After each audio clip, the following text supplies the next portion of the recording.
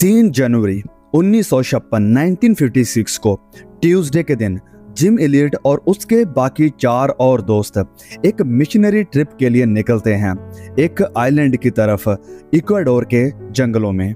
और ये जो ट्रिप है, ये जो जर्नी है, ये आसान या कोई इजी जर्नी, सुरक्षित जर्नी नहीं होने वाली है। ये बहुत ही खतरनाक यात्रा होने वाली है। और ये कोई एक ही दिन का बनाया हुआ प्लान नहीं था। बहुत सारे सालों से ये लोग इस चीज का सपना देख रहे हैं, प्लान कर रहे हैं कि इस मोमेंट के लिए कि हमें इस जगह पर जाना है सुसमाचार को लेकर। उनके अंदर आग थी, उनके अंदर सुसमाचार को यहाँ इन लोगों तक लेकर आने की आग थी कि सुसमाचार को, प्रभु यीशु के संदेश को इन लोगों तक पहुंचाना है। कौन लोग थे ये थे औका इंडियंस। ये औका एक ट्राइब है और ये जो औकस थे, ये जो लोग थे इस ट्राइब के, ये बहुत ही खतरनाक, बहुत ही डेंजरस थे। कोई भी अभी तक इन तक पहुंच नहीं पाया था। हालांकि बहुत सारे लोगों ने इनके साथ वार्तालाप करने की, इन तक पहुंचने की कोशिश करी, बहुत सारे गिफ्ट्स इन तक पहुंचाए, बहुत सारी चीज़ें इन तक पहुंचाई, लेकिन वापस बदले में ये जो औका ट्राइब के लोग थे, इन्होंने उन लोगों के ऊपर अटैक किया, कईयों को मार भी दिया।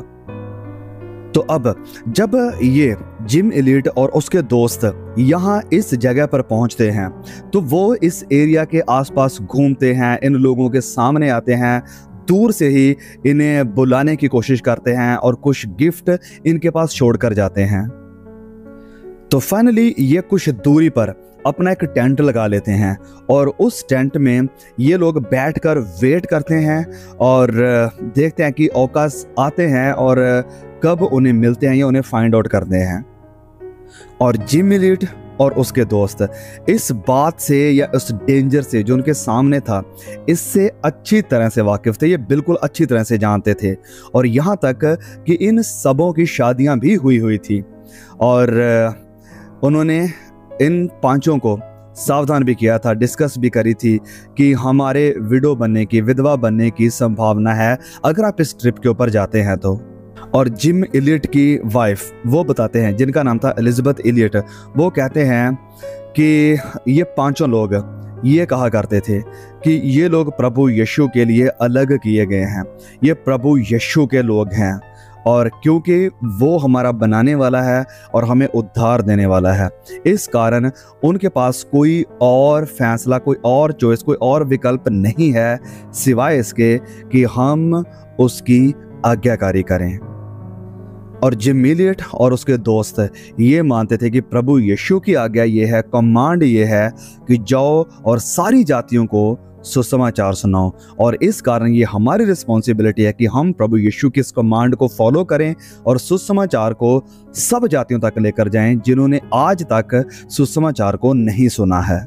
तो यस, इस कारण इन लोगों ने फैसला किया, प्लान किया कि हमें ये जो औका ट्राइब है इनके पास जाना है क्योंकि इन्होंने कभी सुसमाचार के बारे में नहीं सुना, तो प्रभु यीशु का सुसमाचार हमें इन तक पहुंचाना है। तो जब ये लोग टेंट लगाकर वहां वेट कर रहे थे तो फ्राइडे के दिन जनवरी 6 को 3 औका ट्राइब के लोग जिम एलियट और उसके दोस्तों के पास पहुंचते हैं, जिनमें से एक मर्द था और 2 औरतें थीं। तो ये आपस में सलाम दुआ करते हैं। जो गिफ्ट जिम एलियट और उसके दोस्तों के पास थे, कुछ रबर बैंड, कुछ बैलून्स, कुछ और गिफ्ट, ये वो इन्हें देते हैं। लेकिन इसके बाद उनका कोई भी मैसेज, उनका कोई भी अता पता नहीं मिलता। और जब उनकी तरफ से पूरी साइलेंस का पता चलता है तो एक प्लेन को यहाँ इस जगह पर भेजा जाता है, एक रेस्क्यू टीम को, कि जाकर देखें। तो जब रेस्क्यू टीम यहाँ पर जाती है तो वो पाती हैं 4 डेड बॉडीज और उन्हें रिकवर करती हैं और ये चारों के चारों मरे हुए थे। और जो 5वां इनका दोस्त था उसका पता नहीं मिला, उसे वो ढूंढ ही नहीं पाए। तो ये पांचों के पांचों दोस्त सुसमाचार के लिए, मसीह यीशु के सुसमाचार को लोगों तक पहुंचाने की खातिर कुर्बान हो गए। और ये पांचों के पांचों मैरिड थे, शादीशुदा थे और 4 तो पिता थे, मतलब चारों के बच्चे थे और जो एक था उसकी वाइफ प्रेग्नेंट थी। और वो दोस्त जिसकी पत्नी प्रेग्नेंट थी, वो कहती है कि जब मेरा बच्चा हुआ तो मैं उसे ये कहती थी कि तुम कभी निराश मत होना, जब हम स्वर्ग में जाएंगे तो मैं तुम्हें दिखाऊंगी कि तुम्हारे पापा कौन थे। और जिम एलियट की ये कहावत, ये कोटेशन बहुत ही मशहूर है। वो कहते हैं कि he is no fool who gives what he can not keep to gain what he can not lose. तो बहुत से लोगों, ये मैं एक दो बार पहले भी वीडियोस में इस वचन को, इस कोटेशन को मैंने कोट किया है, तो लोगों ने कहा कि समझ में नहीं आया कि आप क्या कहना है, इसका मतलब क्या है। तो मैं इसे समझाना चाहता हूँ। वो कहता है कि he is not fool who gives what he can not keep. वो कहता है कि वो इंसान मूर्ख नहीं है जो उस चीज़ को दे देता है या उस चीज़ का त्याग कर देता है जिसे वो कभी अपने पास नहीं रख सकता है। To gain what he can not lose, उस चीज़ को हासिल करने के लिए, पाने के लिए जिसे वो कभी खो नहीं सकता है। तो वो इंसान मूर्ख नहीं है जो उस चीज़ को त्याग देता है, उस चीज़ का इनकार कर देता है जिसे वो कभी अपने पास नहीं रख सकता है, उस चीज़ को हासिल करने के लिए जिसे वो कभी खो नहीं सकता है। तो जिम एलियट इस दुनिया और दुनिया का जो खालीपन है इससे अच्छी तरह से वाकिफ हो गए थे, और वो जानते थे कि इस दुनिया के पास कुछ भी नहीं है हमें ऑफर करने के लिए। और अगर हम मसीह यीशु की खातिर कुर्बान भी हो जाते हैं, अगर हम सुसमाचार की खातिर अपनी जान भी दे देते हैं, तो हमारे पास एक बहुत बड़ा रिवॉर्ड है अनंत जिंदगी का, हमेशा की जिंदगी का। इस वीडियो को देखने के बाद, इस परमेश्वर के दास जिम एलियट और उसके दोस्तों के बारे में जानने के बाद आप शायद कहेंगे कि वाह, सच में परमेश्वर से उनका कितना प्यार था, कितनी बड़ी कुर्बानी थी उनकी प्रभु यीशु के सुसमाचार के लिए। मैं आपसे पूछना चाहता हूँ, मैं अपने आप से पूछना चाहता हूँ कि हम प्रभु यीशु के लिए क्या कुर्बान कर रहे हैं, क्या कुर्बान कर रहे हैं। जान देने तक की तो बात की है, लेकिन अभी जो आप कुर्बान कर सकते हैं प्रभु यीशु के लिए, क्या कुर्बान कर रहे हैं? क्या आप अपने गुनाह से तौबा कर सकते हैं, अपने पाप को कुर्बान कर सकते हैं?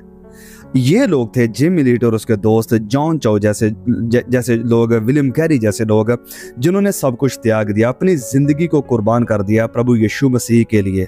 और यहाँ पर आज हम में से बहुत से मसीही हैं जो अभी भी गलत फिल्मों के साथ जकड़े हुए हैं, इस चीज़ को कुर्बान नहीं कर सकते हैं, शारीरिक अभिलाषाओं को कुर्बान नहीं कर सकते हैं। अभी भी कुछ ऐसे लोग हैं जो पैसे से प्यार करते हैं, पैसे का हेर फेर करते हैं और इस पैसे के लालच को कुर्बान नहीं कर सकते हैं। अभी भी कई ऐसे लोग हैं, कई ऐसे भाई बहन हैं, कई ऐसे चर्चेज में लोग हैं जो कि छोटी छोटी बातों में कॉम्प्रोमाइज़ कर रहे हैं, समझौता कर लेते हैं थोड़े से पैसे के लिए, थोड़ी सी पोजीशन के लिए, और दूसरों के प्रति जेलसी रखते हैं, नफरत रखते हैं, गुस्सा रखते हैं। मतलब सोचे, जरा हम सोचे इस चीज़ को लेकर कि एक तरफ ये लोग थे और एक तरफ हम हैं जो अपनी छोटी छोटी चीज़ों को कुर्बान नहीं कर सकते हैं, जो कि शायद हमें मौत नहीं देगी। हम अब उन चीज़ों को कुर्बान नहीं कर सकते हैं, तो वो जो बड़ी परीक्षा हमारे सामने आएगी, हम उनका सामना कैसे करेंगे जब बात होगी कुर्बान होने की, अपनी ज़िंदगी को देने की। सो मेरे भाइयों, मेरी बहनों, मेरी आप सभी से यही रिक्वेस्ट है कि जब हम ऐसे महान खुदा के लोगों के बारे में जानते हैं, ऐसे परमेश्वर के शूरवीरों के बारे में जानते हैं जिन्होंने प्रभु यीशु मसीह की खातिर, उसके सुसमाचार की खातिर, सुसमाचार को लोगों तक पहुंचाने की खातिर अपनी जान तक की परवाह नहीं करी, अपने बच्चों तक की परवाह नहीं करी, अपनी बीवियों तक की परवाह नहीं करी, और यहाँ तक कि यस, जैसे मैं बता दूं कि जिम एलियट स्कॉटलैंड से, तो स्कॉटिश थे, उन्होंने उस देश को भी छोड़ दिया जिस देश में जाने के लिए, जिस पोजीशन को पाने के लिए आज बहुत से लोग मरते जा रहे हैं। तो इन सब ने उस सारे सुख आराम को छोड़ा ताकि प्रभु यीशु की आवाज़ को जो उसने दी है उसे पूरा कर सकें, प्रभु यीशु की जो कमांड है उसे पूरा कर सकें।